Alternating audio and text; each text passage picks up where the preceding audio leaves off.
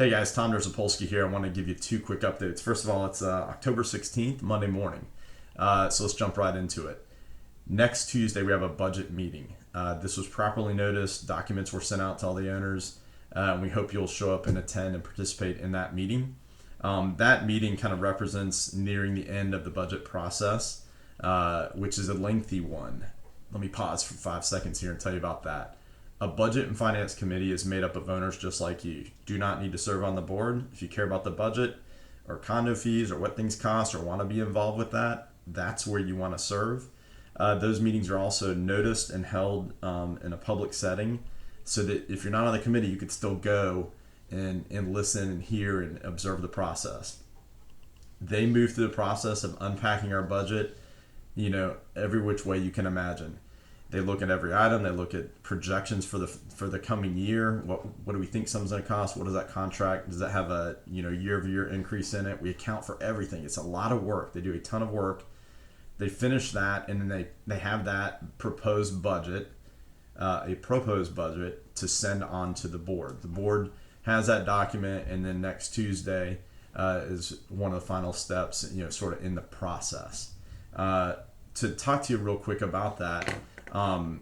Again, that's done by owners, and many times board members like myself and others will participate in those meetings or sit on that committee or whatnot. But that's kind of moves along, and a budget simply reflects the operational realities of the community. How much does X, Y, and Z cost? How much money do we make? Where do we make that money? Can we increase those fees and make more money? Or can we not because we're already outpriced? All those conversations take place, and the committee lands on a recommendation and sends it to the board.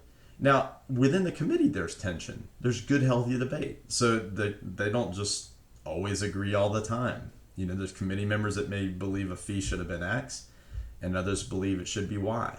So recognizing that, we as a board receive that, we take a look at it, and we're 9 independent board members.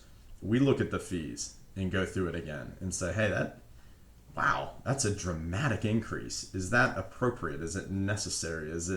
Should we tier that increase? Or why did that go down so much? What happened there?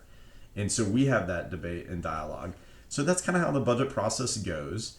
Once the budget is approved, it does reflect what a condo fee will be. So that's what most people are interested in, right?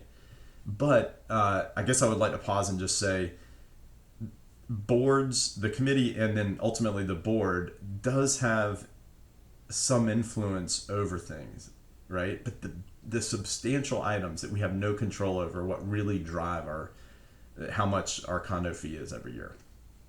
Yes, we may vote to increase a fee $20 here or $50 there or whatnot, and that may produce another $10,000 or $20,000 of revenue for the community. Okay, so in that way we can impact the budget as a board.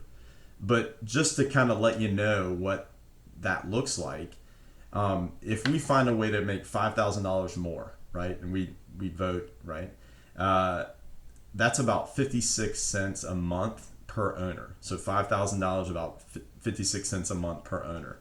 So you may look at something and say they could have made another $25,000, another $20,000, and when that translates down, it could mean that we paid $1 or $2 less a month in our condo fee. I'm not making light of $1 or $2. Every dollar matters. But I just wanted to just kind of see how the process works. And that at the end of the day, when we get down to what the final budget is, and then you say, okay, my condo fee is now going to be X. There wasn't a body of people that did this to you. It's just like your home, property insurance, fuel for your car, electricity, all the things in your life are increasing in little bits, right? And then our community doesn't operate in a bubble where we're immune to those effects. So that's the budget process next Tuesday. Also, next Thursday is our regularly scheduled board meeting. Typically, they're on the third Thursday of every month. In August, we set that schedule. In August, we all looked at our calendars, and there were some issues with this Thursday. So rather than have a sparsely attended board meeting, we said, hey, let's move it a week. And so next Thursday, the 26th, is a regularly scheduled board meeting. I imagine in a few days an agenda will begin distribution for that. So Tuesday budget meeting, Thursday board meeting. That's the update I have for you. Thanks for watching this and being engaged. I hope to see you at both meetings, and we'll see you soon. Bye bye.